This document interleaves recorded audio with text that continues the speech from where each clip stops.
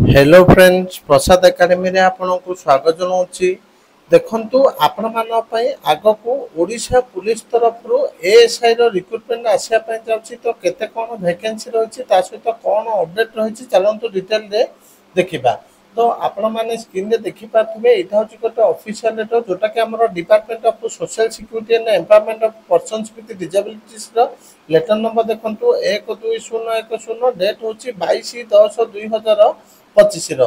तो letter T हमर कहा पाखरु कहा पाखु जाइछि देखंतु फ्रॉम हला Tapan Kumar Dalai under secretary to government to देखंतु special secretary to government home department.